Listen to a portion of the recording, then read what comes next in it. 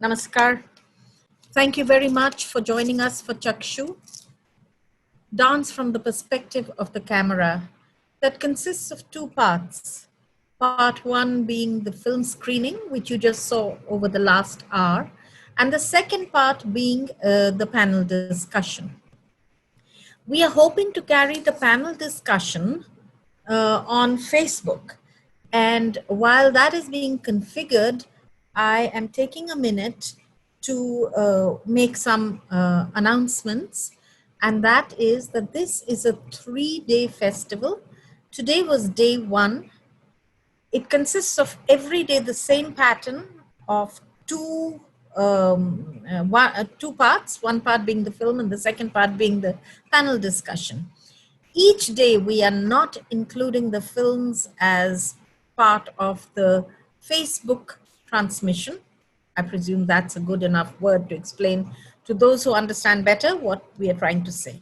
But from this point, which is the panel discussion, we go live on Facebook. So should you want to catch day 2 and day 3, please remember to register. I think we're going to be putting the registration link on the chat. And should you have any questions either for us or the panelists, who I will be inviting on shortly, please put them in the chat. Thank you very much. Ladies and gentlemen, before I call on the panelists, let me take a minute to say that this has actually been a very hard program to put together, not because of curatorial challenges, not even really because of the lockdown situation, but because of the dark and difficult times of COVID. Yet we have pushed on because we know no other way of living. And in that, we have tried to hold hands and give each other strength and courage. We have tried to light our individual candles from the candle of creativity. And we hope to draw upon what I call the sunflower syndrome. Even as we talk about it, and before I introduce the sunflower syndrome idea to you, I carry with us in our hearts, not just me, but all of us on the Chakshu team, our friends who did not make it through the pandemic, and those who are struggling even as we speak. We do hope that the times in the future will be better, and that the calls that will come in the future will not carry the messages that they have been carrying this far. The sunflower syndrome. You know, the sunflower looks towards the sun and draws energy. But on days of cloudy skies, you know, the sunflower doesn't close. It just turns towards the other one and draws energy from them. This is what we are trying to do. We are all just one moment away from an anxiety attack. And yet we stay together, yet we hope for the best, and yet we look at the arts to heal. It is in this spirit that I invite now our panelists to join us. Well, you saw you had 4 different groups that are being presented. The first film that you saw was Aksharakaram, and we have Jaya Jetli, Justin McCarthy, and Kalpana Subramaniam to talk about that film. I welcome Jayaji, Justin, and Kalpana to join us for this section. Thank you so much. We also had a set of 4 films by Nikita Maheshwari: Home, Article 19, Lines, Eve Teasing, and her company is evocatively titled Sita or Geeta Films, Sita and Geeta Films. Those of you who are die-hard movie watchers of the 70s and 80s, this will certainly speak to you. Welcome, Nikita. Good to have you. And are we missing Kalpana, or is she just not showing up on my screen right now? I would like to... I'm not able to turn on my video. Okay, so when you do, we'll have you join in. I'm trying. Okay. But you need to allow it as a host. Oh, I see. Malika, could you take charge of that, please? Kalpana Subramaniam. Yeah. May I ask you to turn off your phones, please, if it's possible. Nrityagram for the Love of Dance, that film that brought Pratima Bedi and her vision alive again. We have Nan Melville, who is here from New York, joining us. Nan, I hope you can join and connect again. We just had you for our little rehearsal, tech check. And the last film that you saw, Nature of Nescience, Shilpika Bordeloy joins us from Jorhat. Welcome, Shilpika. Can we have all the light on all of them? Thank you. Still waiting for Nan and Kalpana to join. But if I have your permission, I would just like to begin because we are on a tight schedule. And I guess Kalpana will join us and Nan will join us too. I'm trying, but I'm still not allowed to. I'm clicking on start video, but I can, yeah, I can. I think I can hear you, but I can't see my picture yet. All right, no worries. I'm sure Malika and Sangeeta, who are technically so much better than me, will be able to do something. But I will take this moment to begin asking, although I wanted to speak to you first, Nan, but momentarily while you join in. There you I am. So we can go back to the thing. In case you would like to know where Nan is specifically, she's at the Joyce Theatre, where very soon after this she will slip off to do some shooting there. Obviously dance. I haven't asked you, but I take it. Yes, tap dance actually. Really nice, lovely. Yes. Thank you so much for sharing your lovely film with us, Nan. Well, I can't thank you enough, and everybody there and all the filmmakers. It's such a privilege to be amongst all of you and to have my work recognized, and not only my work, but the dancers, of course, because we're all here to make what we make because of the dance and the dancers. That's true. So Nan and I met when this same film was shown as part of the, hello Kalpana, I'm glad you joined in. But we met when this film was shown as part of the New York Public Library for Performing Arts' regular schedule. And the panel then included me, probably by accident, but it resulted in a good friendship developing. So since Nan has to slip off, I hope I have your permission to ask a few questions to Nan. Those of you who have joined us as attendees may please put your questions in the chat box. And of course, before I let Nan off, I'm going to ask all the panelists in case they have any questions to ask. So Nan, my first question is actually very, very colloquial. What's your story? And your tragic. How much time have we got? As a filmmaker, how did you come to dance film, and that too an Indian dance film? I'm sure this could be a very interesting answer by itself. Yes, well, I started off, and I'm going to make this quick because I know you've got time restraints. I started off as a still photographer, and I knew from very early when I went to see a movie when I was only very young, 6 or so, of Giselle in the theatre. And I've never forgotten that walk across the stage that Albrecht does with his lilies to Giselle's grave. And it seems to me that when I see dance, I need to share it. And as I say, I started off in still pictures. I worked at a theatre in South Africa for PACT. And of course, you become deeply connected with the dance. And I think that all of us probably feel that very special connection with the movement and with the being of the dancers. So after taking still pictures for some time, I also produced a book on one of the lead dancers in PACT. I was regularly supplied dance magazines and so on with photographs. And of course, the development from that was to want to do video, to get the real movement, the intensity. So I came to New York because in South Africa at that time where I was, there wasn't the opportunity so much to do the sort of filming.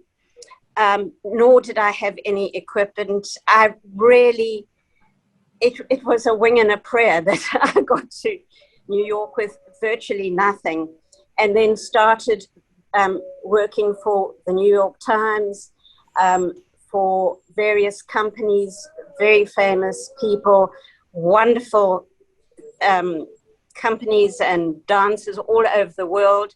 My love for travel took me to England, of course, and very fortunate in New York to have visiting companies from all over the world. And of course, Nithyagram was one of those companies. And I was doing still photography for the New York Times of their performance at the K Playhouse, their one and only performance in New York, which was an absolute rave. Everybody was just, they couldn't say enough about it. And of course, I caught the fever, and there we go from, you know, that is what inspired me to do this particular film. But dance in general, Ashia, is just, you, as you said in one of your statements, it's the desire to share it with your viewers and the rest of the world. Just let me... Guys, I'm on an interview. This is such a funny thing. This is real theatre, people. Real theatre people, and a very New York moment. So Nan, tell me, how did you think of doing the film on Nrityagram? Well, it was because I was introduced to them here at their first performance in New York. And then, you know, you become very deeply involved with the dance. And I thought, well, I would like to show this to the to everybody. So I decided to, actually it was Pratima Bedi who got me to do the film. She didn't ask me to do the film, but she, when I took the photos, she was very intrigued with my photography, and came to visit me in my apartment and sat on my bed and said, "You must come to India." And as most people who knew Pratima Bedi, when she said something, you found yourself doing it. She just had that sort of persona, that sort of vibe, that she could go to a prime minister and say something, or go to a photographer, and you just did it. And I think that was so much of her success. And I think it was my desire to do the film was to actually celebrate Pratima. And it was very difficult because there were no films of her dancing at the time when I wanted to do this. The films had all been lost because somebody had taken care of them and run away with them, or some such story. And I was warned that it was impossible to do a film about her and about Nithyagram without having her dancing. Well, as you can see, we got away with that because of what she started and passed on to these other incredible dancers who've carved out wonderful careers and a real name for Odissi dance in the world. So does that answer? That answers the question to a great extent, and I can resonate, your statement resonates with me, that when Pratima asked you to do something, or she wanted something done, she would always get it done, you know. She was one of those kind of people who just had that power to do it. My question to you now is actually, if you were to do this again, would you do it differently? You know, everything that I did, apart from the interviews, has been pretty spontaneous. Even my desire to go to India to do this. And what I would do differently, I can't even say if a little bit more planning would help. But I would, I think, get proper funding and have a little bit more of the outcome. I would love to have better equipment to have done the initial shooting. And, sorry, and I'm not sure if, I was thinking of this, and it's very hard to say what you would have done differently, because given the spontaneity of, with which I shot, if it had been more minutely planned, maybe it wouldn't have had the same results. But I would have had more equipment. I would have had proper help. I would have had somebody as an assistant, because really I did this pretty much on my own. The editing was done by the wonderful Susan Addis, and I had an army of people and friends contributing in all ways, but mainly through their input of support. My wonderful friend Cynthia Gould and her daughter Rashenda, who did the website. Cynthia was my constant advisor and letter writer. Raja Kapuri, who donated some of that archival film that you saw in there. And just so many people who pitched in, really, and helped. So it's a very difficult question to answer. No, but you have brought me to a point that I wanted to take off. But before I come to that, which is the point on fundings, there is a question in from the audience, and that question is says, what is your next video project? So as you answer that, maybe you could weave in a little bit about funding challenges or fortunate opportunities, serendipities that have played into the process of your dance filmmaking. Right. Well, yes, it really is a major part. I think every filmmaker comes up across this business of funding. And in any age, it takes various forms. Who you approach. Is it a Netflix or is it your neighbor? My next project, or the project that has been ongoing, is my Cuban dance film. I first visited Cuba in 1990. I was invited by Dance Magazine to take pictures of the great late Alicia Alonso, who was head of that company for 70 years odd. And I was the same as I was intrigued with India, I was intrigued with Cuba. And it's always about the people. And when I saw the dance, in Cuba, it's very much, the dance is not so much, it's a part of life there. And in a way, it's a parallel to India as well. And the Cuban dancers, it's not, as one of the dancers once explained to me, it's not the people on the stage and the audience, it's a whole. The audience and the dancers are one. And I think that is what, as a filmmaker, really, I thought, gosh, I want to show this. I want to show the, forget about the politics. You want to show the wonderful techniques, where these techniques come from, the great dancers and ballerinas and ideas that contribute to this incredible work of art. Funding, I've left that out.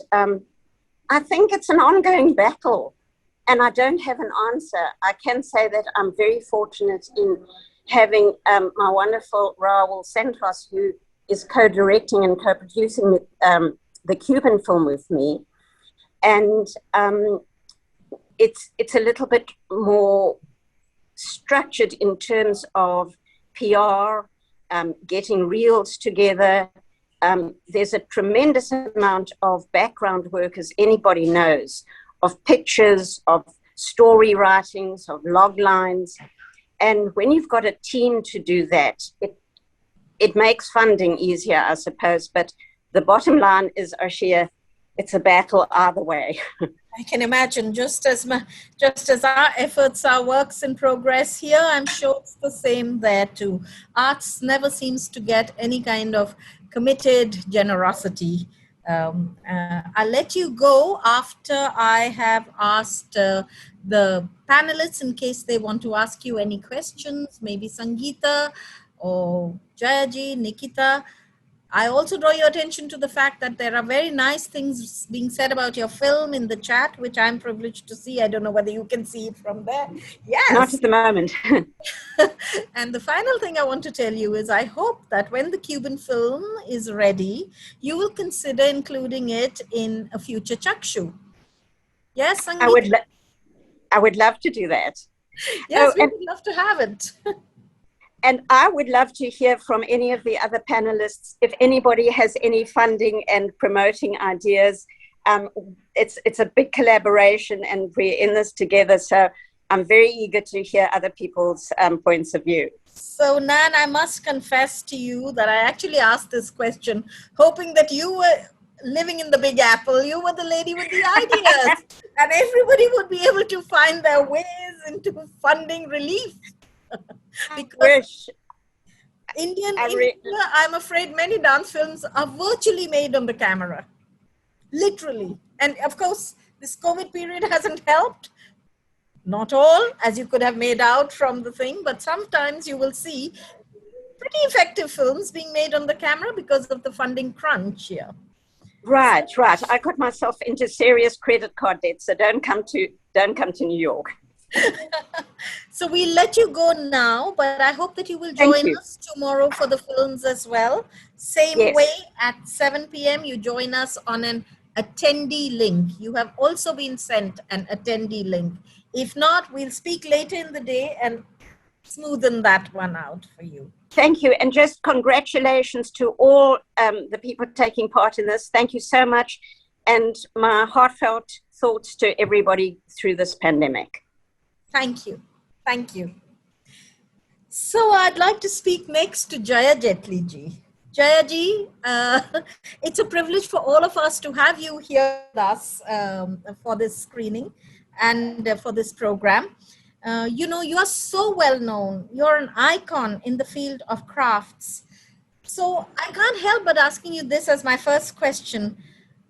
How did you think of dance, of doing a dance film to carry forward and make the point that you wanted to make about calligraphy, which, you know, when you look at the craft traditions of India, is actually such a seminal design motif in Indian crafts, you know?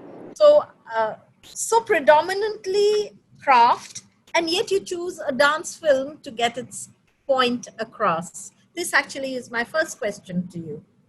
Okay, well, I think that's a fundamental question, really, because it takes me to the source of all my understanding of craft at all, because one can't see it just as a product or a little decoration or a bit of carving somewhere, something we might like to buy and put on a shelf.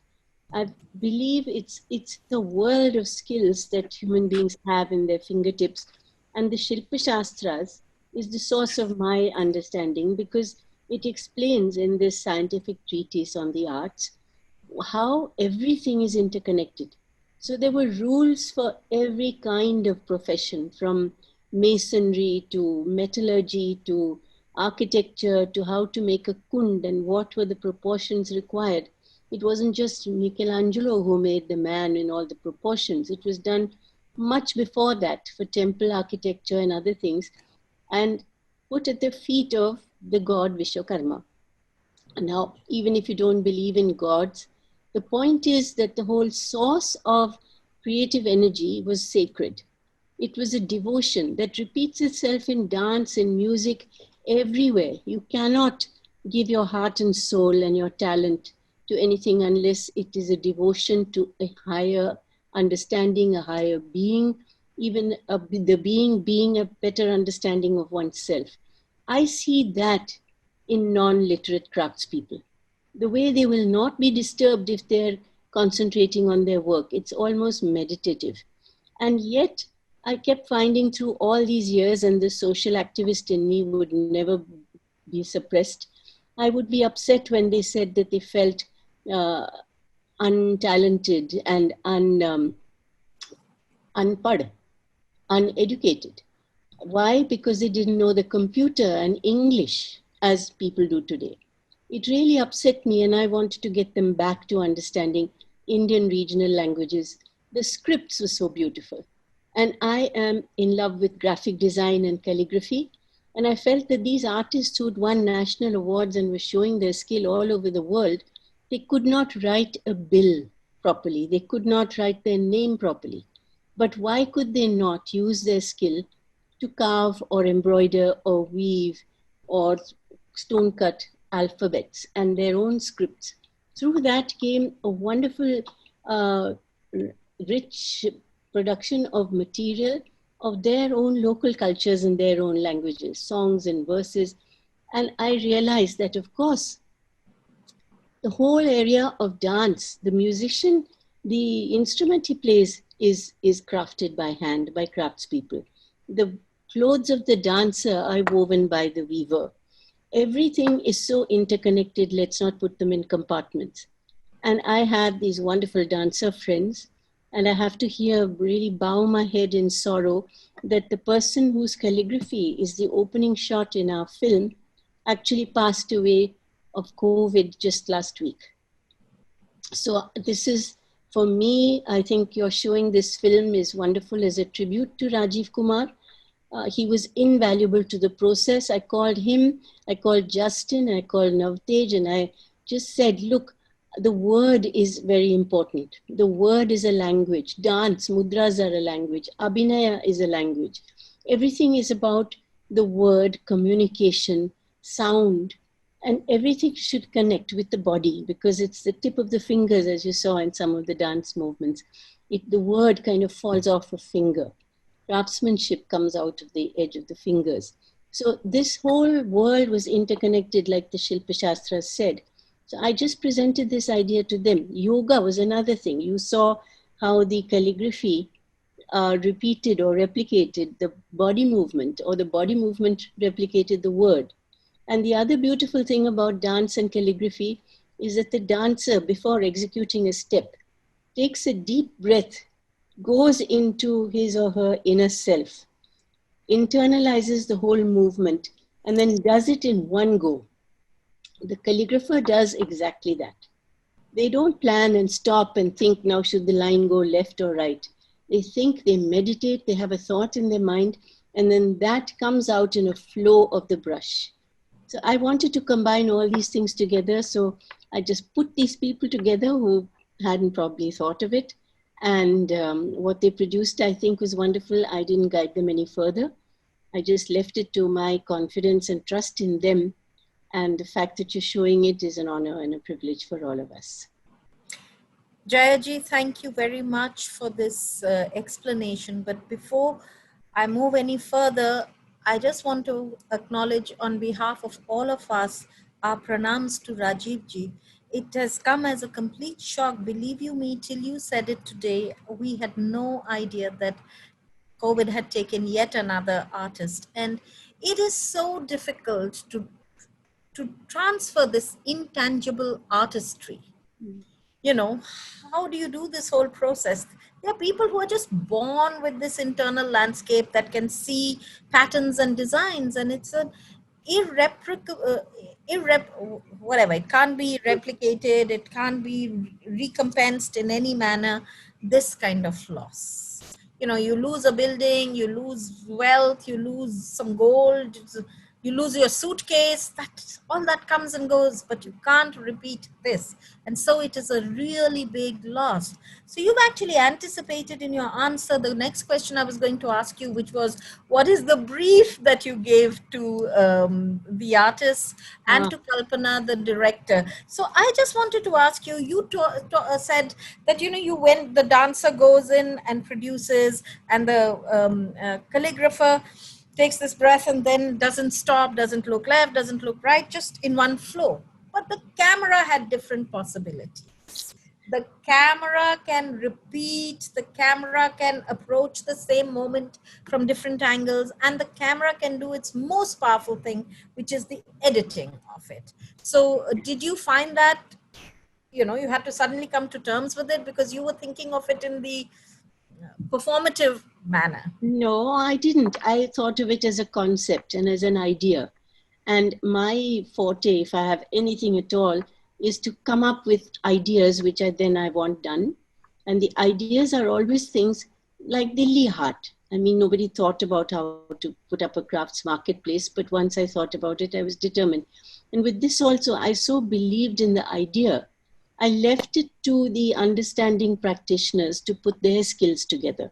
And I just had so much faith in the idea that it finally came out. So I think Kalpana resonated with the calligraphy and the body movements and the music and the concept behind it. Each dancer contributed to that. And it was a really wonderful joining of skills, which is exactly what the Shilpa Shastra talks about. A true yoga. Yeah. Mhm. So, since then, have you used dance to carry forward any of your other ideas? Your closeness to dance, of course, emanates from your daughter's dance practice. Were you also trained as a dancer? I did learn a bit of Kathakali in my youth in Kerala when I went for the holidays, but I've always had this feeling that if I had another life, I would love to be a dancer. But it's fine. I think the joy of enjoying it is good enough for me. And the fact that I can put it together with crafts is another exciting idea. But I think dance itself can be used in many ways with craft. I have I edited an article for Varta, the art magazine, in which I had a dancer who composed dance on textile, who her whole choreography was working and moving with textile. And there's been choreography about weavers and weaver stories and songs about weaving. Weavers sing about music, a dance, and everything does intermingle. So it's not that I will keep pursuing film, because I don't say I have any talent in imagining how a film would be. But I think using craft to open and push borders and push boxes that we're all in, and to tell the musician that, look, appreciate your violin or your tampura, because it's handmade by even the simple bansuri, made by the bansuri player. He has to know the swar, and he explains how the size of the bamboo, the quality of the bamboo changes the sound, and therefore it's used for such a good rag, particular rag. So people don't realize this. They don't honor the craftsperson enough, because the craftsperson is everywhere. No dancer's ornaments would beautify her unless that ornament maker had, the goldsmith, the jeweler could have done a good job. The decor of the stage, the brass lamp that is put there, everything is made by hand as a service and a devotion to a higher being. So the boxed approach that you referred to, helping us break out of that in this production of the film Akshara, which accompanied your exhibition, giant exhibition, moving one on Akshara, the written word. We also had a film in Braille, an abstract film in Braille, because that again is another language for which you need your hands. Yes, but I now wonder who I should speak to first to carry forward this argument. Should it be Kalpana or Justin? Justin, I think, because Kalpana will then wrap it up to say how she saw it all. Okay, I'll go with Justin at your recommendation. Hello, Justin. Kalpana, do you mind? It's okay. Ah, perfect. Okay. Cool. So you were given this wonderful brief by Jayaji, and she wanted to link the Shastras.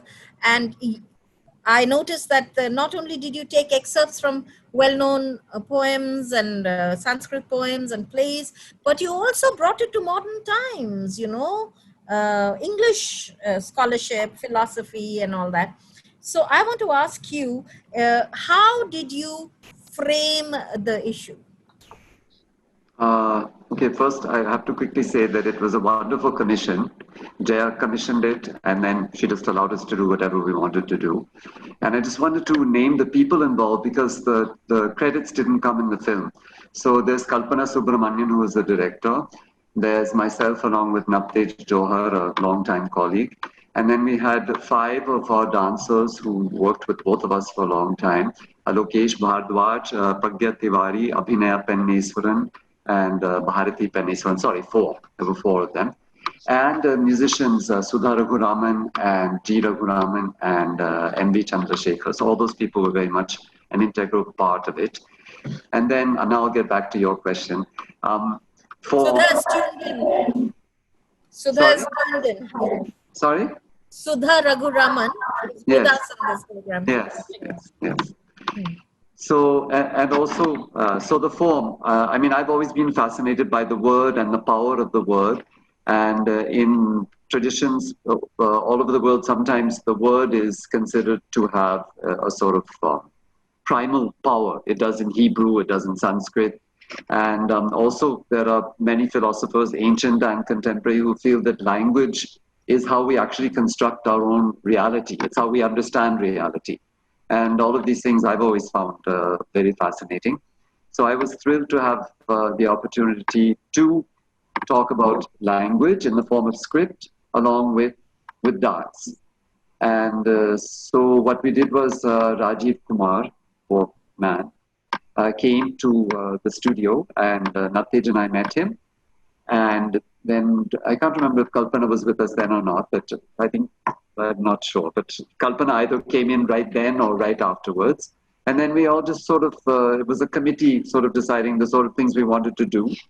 And then we went off for a few weeks and did our own thing, and then came together again and shot. And then I think half of the creative process was actually in the editing. That's when I really began to appreciate Kalpana's talent and vision and all this, when we actually sat and edited it. So, and I didn't realize what a wonderful eye she had for the camera work and all until, of course, I started seeing all the rushes. So, and the quotes, okay, I think the quote from Roland Barthes, which you saw, was Kalpana's idea, because both of us love him as a philosopher. And the quotes from Bhartrihari and Kalidas, I think, were my ideas, because they're just quotes that I've been familiar with for a long time. And then I thought of dance bowls, because those are also, they can be embodied as script and they can be embodied in dance, and you can hear them also and imagine the letters. And we also used, I don't know if you heard the various combinations of the consonants and the vowels in the soundtrack. That's actually from Panini's grammar.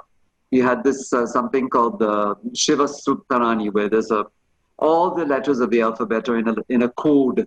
And when you recite them really quickly, they're supposed to resemble the sound of a mridangam. So we used that a, I, un, ri, lik, a, I, o, ouch, hayavarat, that thing was actually from Panini's, the traditional way to study grammar according to Panini. So these were some of the ideas that we brought together. So, Justin, I have a question here which you may well have answered, but I think because Kirtana Ravi has taken the trouble of typing it out, I do want to read it lest we have missed something.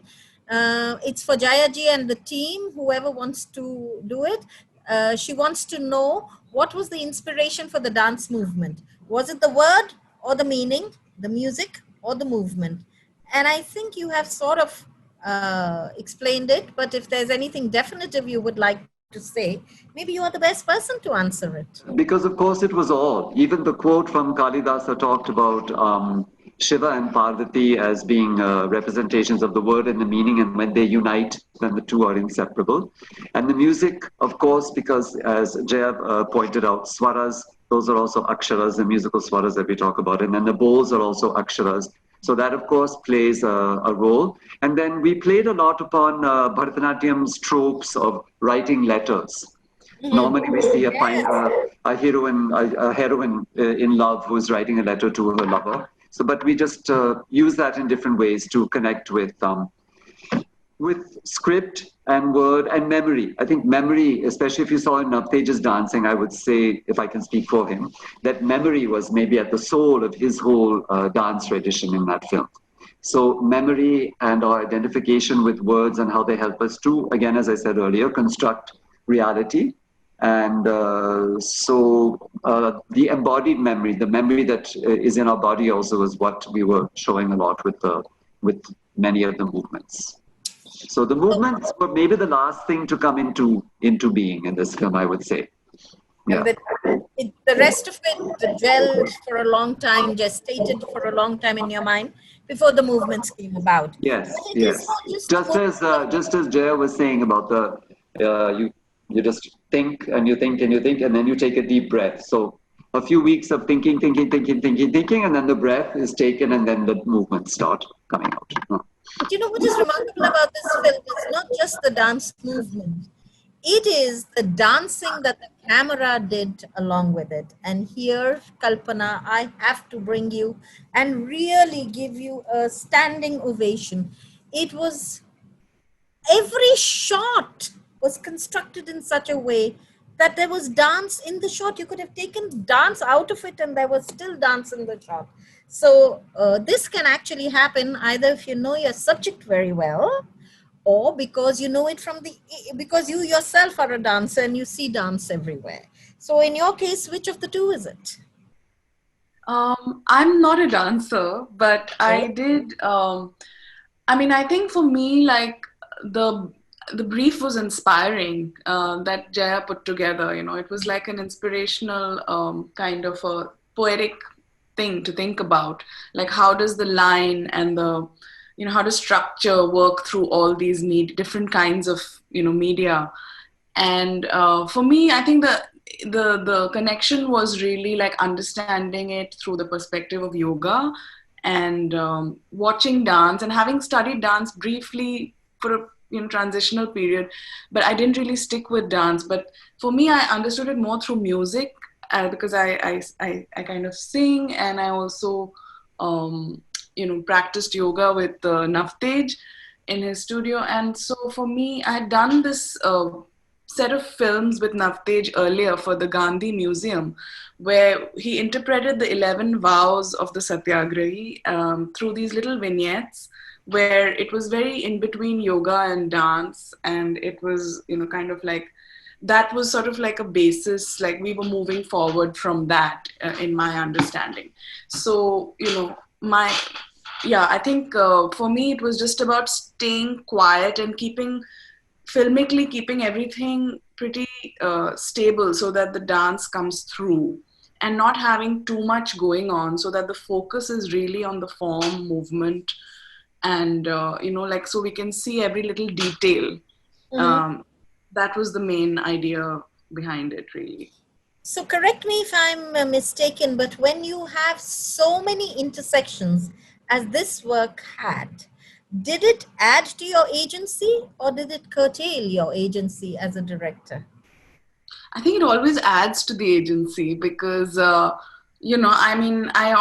generally work like in an interdisciplinary kind of context. So, it's kind of nice to be able to work with different, perspectives and bring them together. So it only increased my agency. I think as a filmmaker, I just had to learn to I had to work with being able to step back so the other things come through.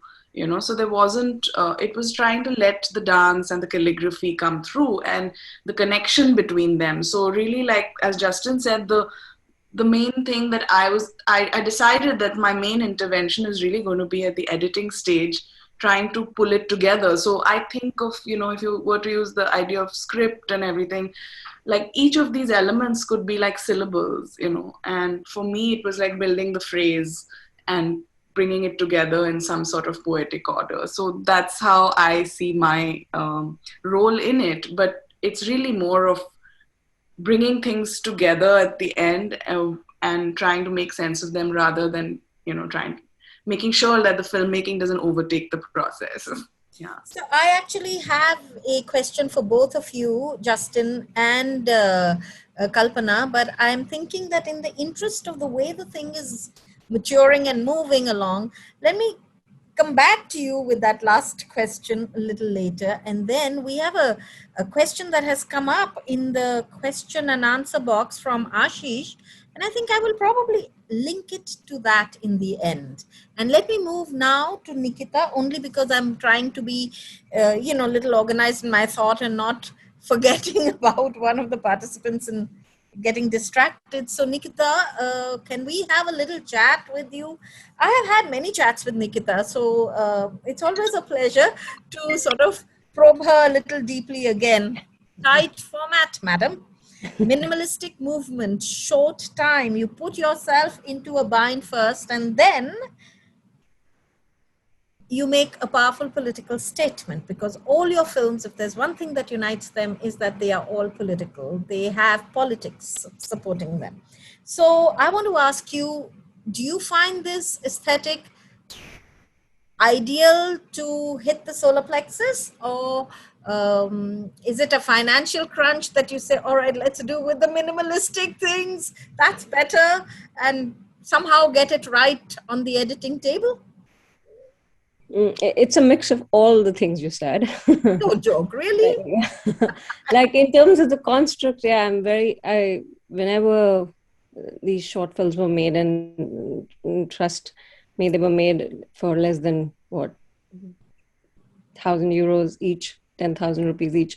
So in that kind of a construct also, but the construct was very clear that it had to be two women, Sita and Geeta. Sita or Geeta, it had to be Can under I 2 ask you minutes.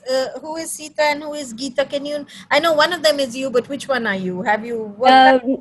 I don't think so. We named it like that in the sense that one of us is a Sita and the other one is a Geeta, but it was always like a narrative told from a perspective of two urban women.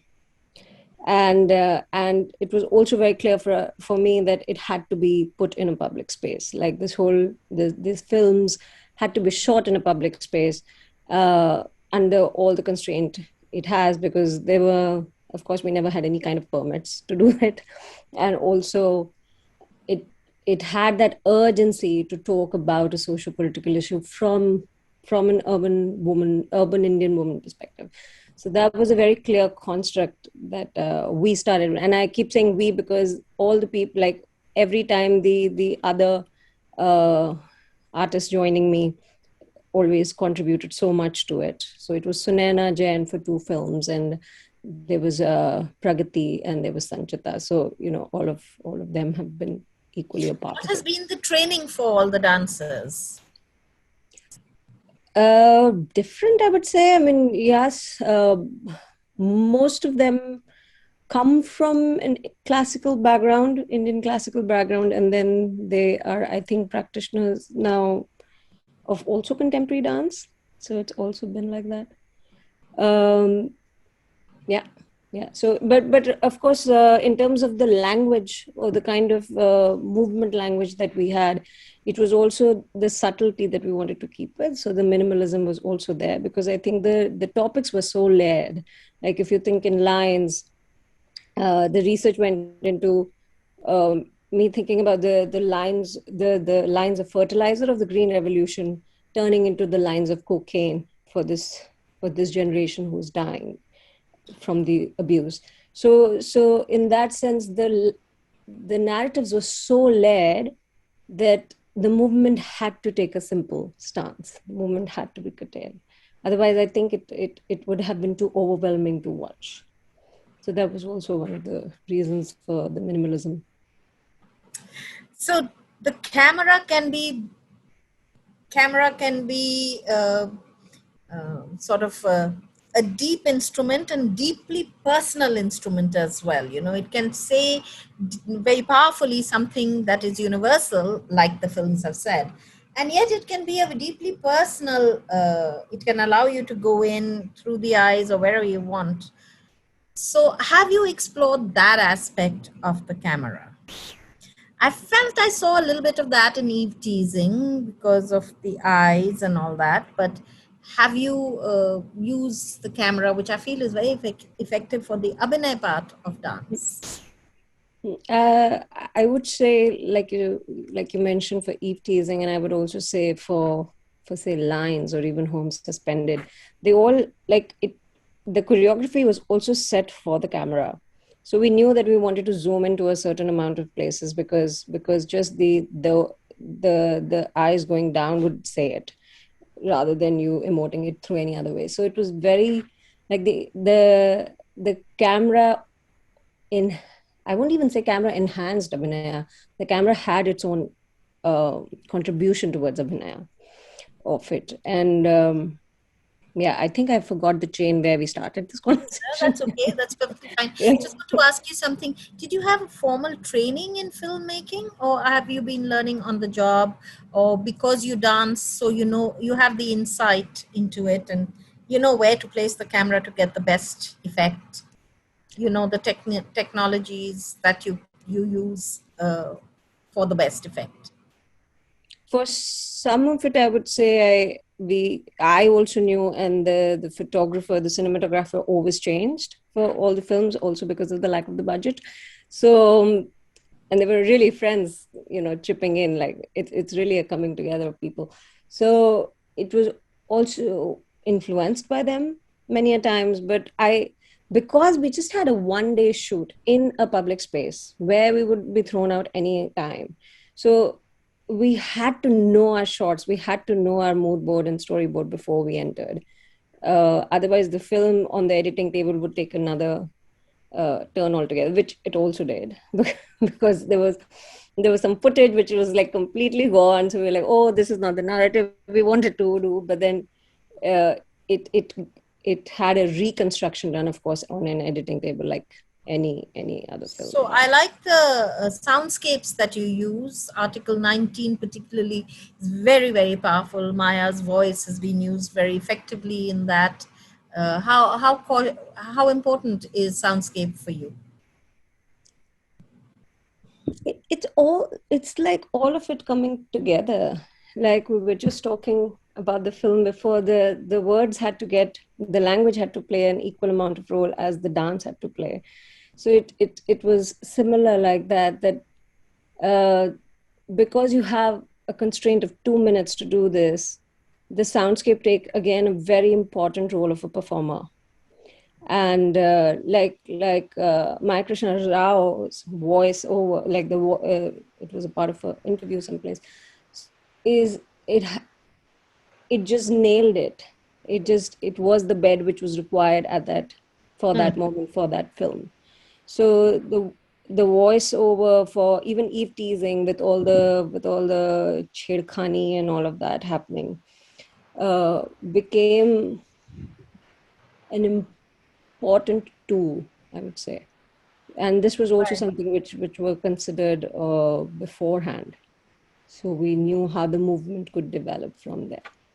Well, thank you very much. I'll come back to you for the last one question. Shilpika, may I now ask you a few questions? And the very first question, while I try and find you on my screen here, I will start speaking because I'm sure you can hear in any case, which is that, you come from a very varied dance training trajectory. There's been Manipuri dance, there is Bharatnatyam.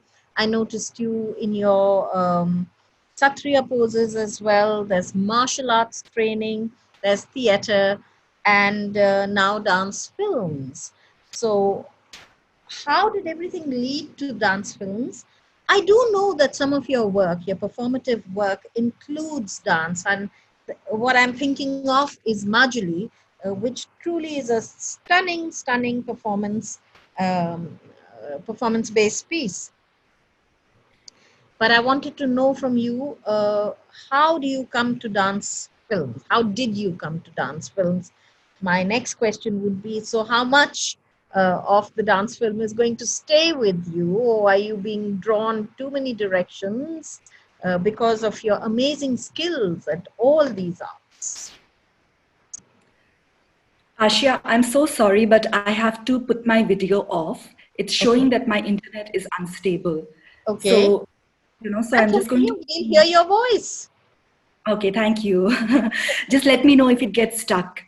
Okay, so will do. Yeah, so a couple of years back, you mentioned Majuli. I had Yes. started the research for Majuli, which is basically an island on the Brahmaputra in Assam. Now, the development of that particular piece, it had a beginning for me from memory. And it had started in a studio in New Delhi. And the middle of that particular development was a long phase where I was based on the island. And the finale was, of course, coming back to the studio. Now, this particular piece, as you know, it's a solo piece. And my collaborators, they came in at various stages on location to develop the work. But initially, I was going alone to location after many years. And I knew that my choreography process demanded improvisations on location and the outdoors. So I invited a filming collaborator so that I could look at the videos later if needed.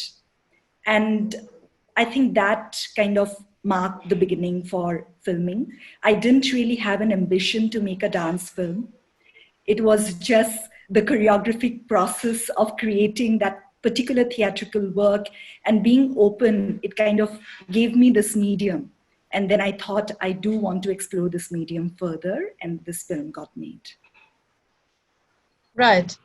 Now, in both Marjali and in this film, what struck me was how powerful the local is. Does the local influence your art making, or is it the what should I say, inspiration towards and the exoticness of the locales inspires you to think of a corporate incorporated medium like film to sort of do it justice, because performance out of context may not be that touching to the heart, but when you include it's the richness of the background, the locale and all that, it becomes that much richer, and film therefore is a better sort of medium to be able to carry all these aspects and weave them in. Yeah, I mean, it is very important to have a search, and the idea or the beginning of the piece for me can be abstract. And if the story can be told better on, say, a live format with the use of multimedia or film, then of course it should be used. Now, here, you know, when I begin the process, I always have it. It's very visual for me. There's always an image, and very abstract one. And the performances are devised. Like technically, I don't really work with a script. So then the material is kind of generated through processes of improvisation, and it's always coming from within. And in that, of course, the connection of my being with my geography, with nature, with the indigenous knowledge systems, all of those things kind of emerge. And also the background information is also there, like the reasons for creating a piece, you know, in which there is, you know, the stories that are at stake in our culture, the political provocation with the system, and, you know, the concepts of identity, of belongingness, of land. All of these things influence towards even the idea of a particular piece, you know. So I think filming, I mean, it's really a new medium for me, and I'm really I intend to learn a lot more of it. And I think my collaborator Kamal was fantastic. You know, he was a brilliant outside eye, and like Nikita had mentioned earlier, you know, the roles kept on intermingling, and it kind of you know, merged in a very nice way for me. And it was lovely to work with him. And yeah, so I think, like, in the search for the language, it was really for me to be open and to be able to play and, you know, create in that. And I think that gave it life for me. So my last question to you is a short one. The word nescience is normally used, for instance, in a legal setting, that not knowing law, nescience is no excuse for, you know, breaking it.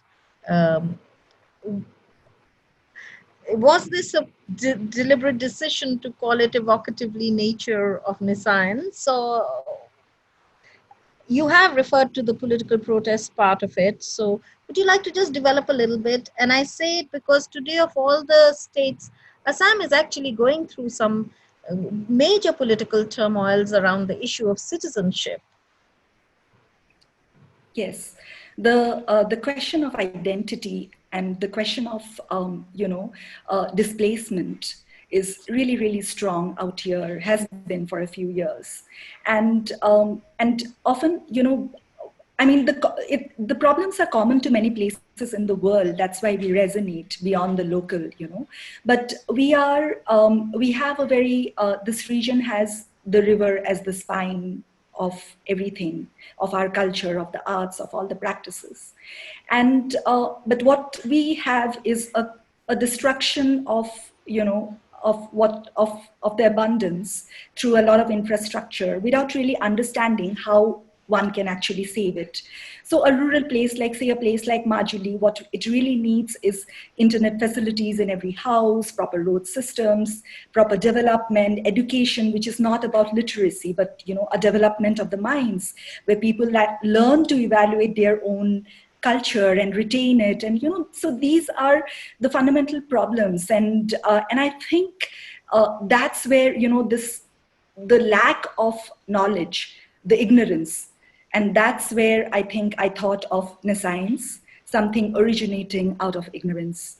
And because in the film, it's not directly provocative like that, because the film is about magic, mysticism, but the background of it is this. Right. Thank you for explaining that, because, it's such a provocative word. And so there are many levels at which you can read it in your film. My last question, and this I turn back now. What's next for you, Shilpika? So many things right now, collaborations. By way of dance films, let's narrow it a little bit and talk about a possibility of another dance film. You can see that I'm sort of fast trying to curate for the next Chakshu. Yes, definitely. A couple of ideas. I just need to take this opportunity of being locked down and, immerse myself into it. Right. I'll get back to you. Okay, thank you, Shilpika, and good luck. Thank you. Nikita, there is a question for you from the audience in the question and answer section. I read it fast before asking you what's next for you. Okay, so we don't end it till you answer the what's next for you. And this question for you has come from Sumedha Bhattacharya, I think. Yes, Sumedha. I really enjoyed watching your film. She says, I'm curious to know, and here's the question. How much did the sights affect your choreography? Or was the motivation for the choreography of your movements? Or was the motivation, so sights and effect your choreography, was it the motivation? Did it add layers? Yeah, beautiful. Yes, it did. It totally did add layers also. And also coming back to the idea of two women being on streets of Delhi, because most of it is shot in Delhi or Gurgaon. So two women being on streets of Delhi with passerbys looking on. So of course the choreography also changed because of that a lot, or at least the ideas behind it also changed because of that. And the sides really, it depends. Now, I'm going to think from one side. Like with Home Suspended, we were talking about the idea of migration workers at that point of time who build cities like Gurgaon, but they don't have a place to stay for themselves and are completely ejected out of the system once it's done. So and doing it while they are constructing on that construction site was also such a eerie feeling of being the oppressor, and like this whole duality, the double bind of being the oppressor and the oppressed, like the constant duality that you lived in. So yeah, sites in those places really also influenced the performance there and then. Like, right. I would say what's next? Now I've moved, I'm doing a bigger project. I think it also started because of this Sita or Gita film series that I'm busy with long-term research from 2018 called The Nachne Wali. And Nachne Wali is really like, really understanding the identity of this brown dancing girl. And I'm really trying to unpack her identity on these three layers, like to demystify her from her past, like how the Nachne Wali is completely mystified and exoticized, not just from the Western eye, but also from a very subcontinental perspective, And then in the present scenario, how can we decolonize her? And not, when I say decolonize, again, I'm not talking very Western from it, but I'm also talking very much rooted in India, how you really decolonize that female body. And with the current government in India, I'm also trying to speculate her future. Like, what is the future of this brown dancing girl, with what exactly is going down in our country as we talk right now with the Modi government. So yeah, that I'm trying to do through performance, to series of lecture performance, and also through epistolary writing. So slightly Wonderful. We away look from forward to it. films. Yeah, two of them Yes. have been made. Yes, thank you. Yeah. So I want to ask both Kalpana and Justin. Maybe I'd start with Kalpana. Kalpana, what's next for you? Because we certainly want to see your talent with dance more often. Thanks. I actually made another film with a dancer here. I'm in Buffalo, New York, with a dancer who I kind of collaborated with. It's called Choreography of Disembodiment, the film, and it's with Melanie Assetto.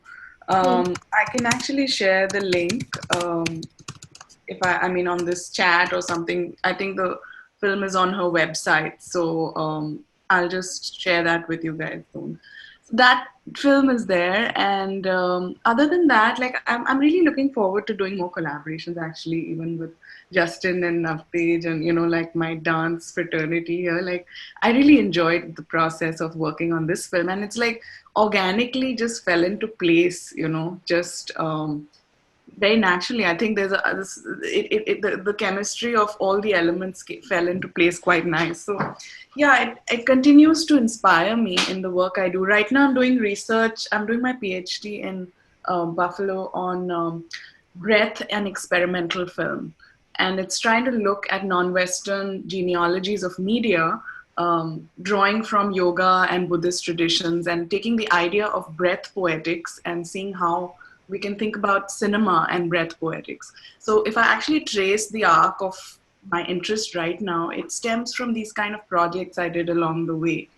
And right now I'm working with trying to understand how we can frame an aesthetics of breath in cinema. And I think everything comes into play there, dance, music.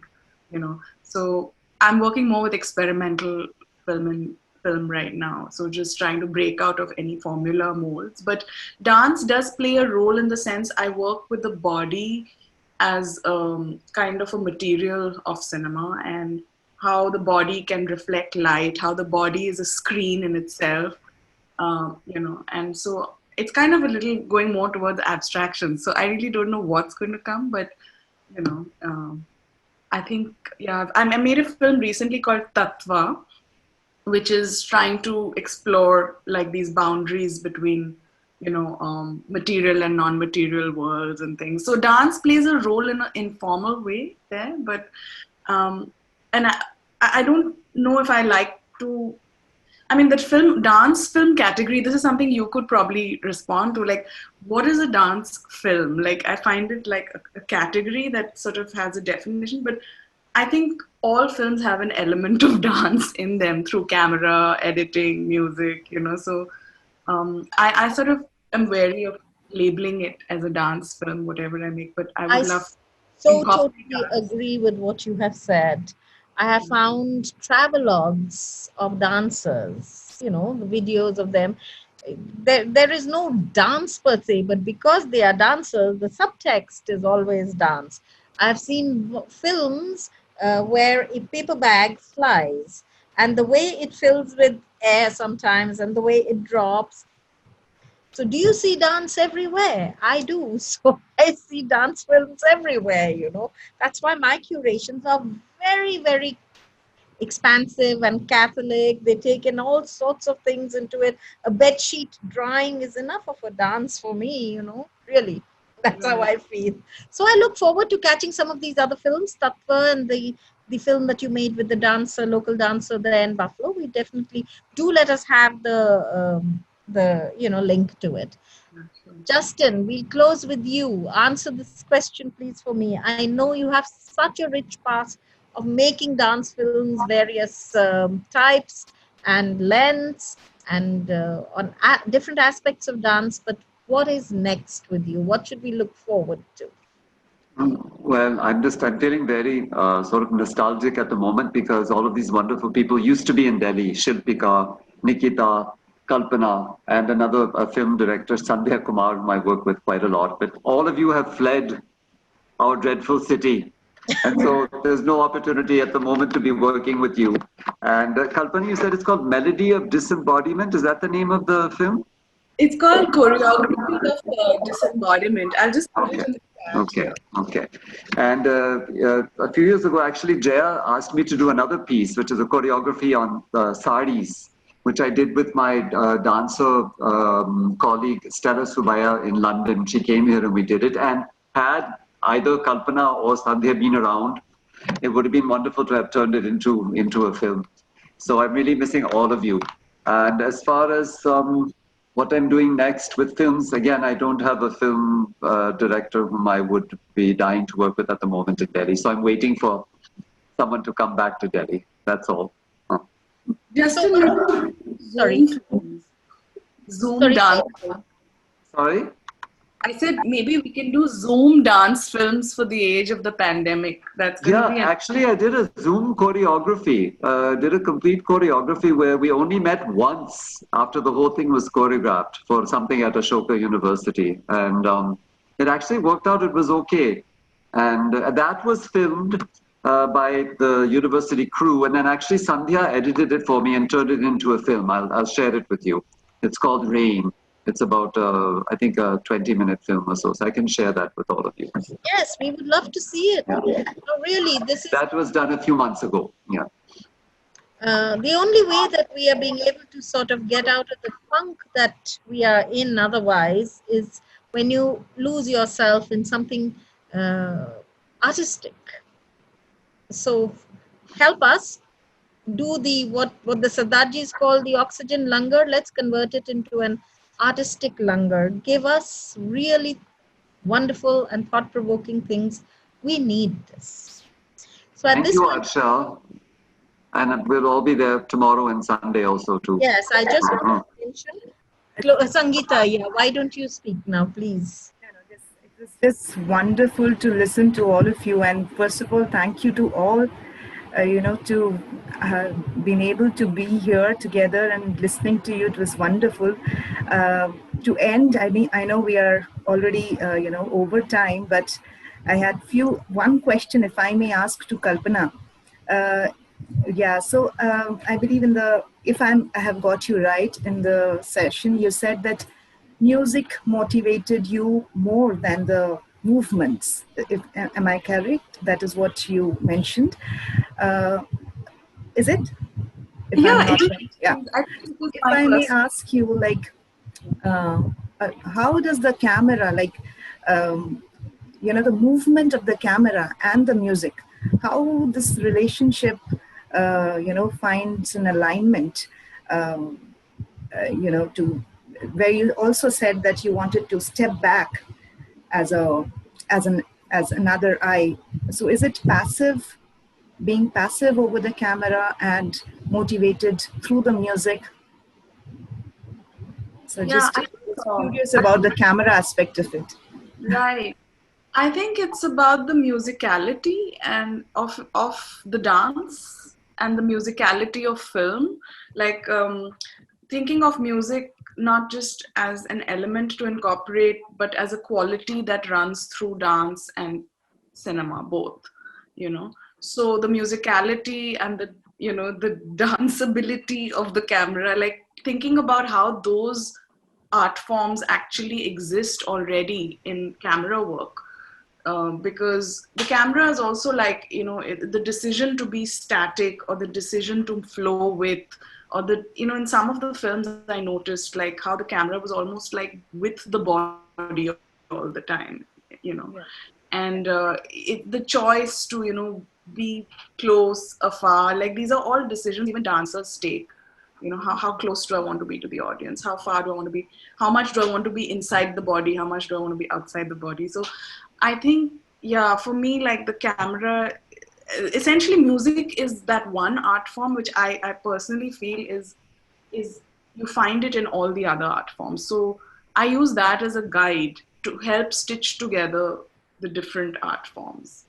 You know, because it inherently it has in it like the structure, the geometry, the abstraction, the sort of the intangible also is there. You can't really see it, but it's the thread, and it's connected to breath far closer, far more than even, you know, with any other art form. So I think I use that unconsciously. I use that as the guide. I don't know if that answers That's the very question. interesting to know because, uh, as Jayaji also said about the meditative aspect of everything, you know, flowing, and how the music can also be a guide, you know, which is like, as you said, it was an unconscious thing that happens as a dancer. Of course, it happens to us all the time. It was interesting to know that from a filmmaker's point of view, music can also be, you know, such a guide which is like unconsciously happening to you and motivating you to take such important artistic decisions. Thank you so much, Kalpana. That was really insightful for me as a dancer. Yeah, Thank you. no, thanks. And somebody pointed out in the chat that they liked the silences in the film. Yes. And I think that's, Angelica, yeah, so a that's really dancer too. important because the Angelica, silence is getting part up. of that music. So there is somebody who's asked a question in the chat box. It's not a question I would attempt to answer right now, but I wanted to go with us as we leave today's program and come back tomorrow and see more because it's not something that can be answered. The question is very simple, one line. What are the prerequisites of choreography for the camera? That is something that I have been chasing for the last nearly 20 years. So maybe we can put together our ideas, and Sangeeta, to you, I suggest, even though we are doing this in partnership, but you will be doing a big favor if you just get this group again, maybe, to talk about just this one topic. What, in their eyes, is the prerequisites of choreography for the camera? That's how just to try and answer this question, that my journey on dance films began.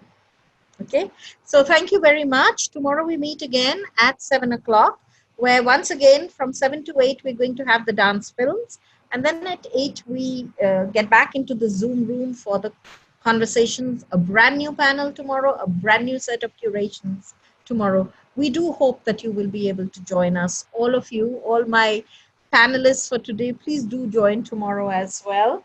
And thank you so much for sharing so generously your work and your ideas.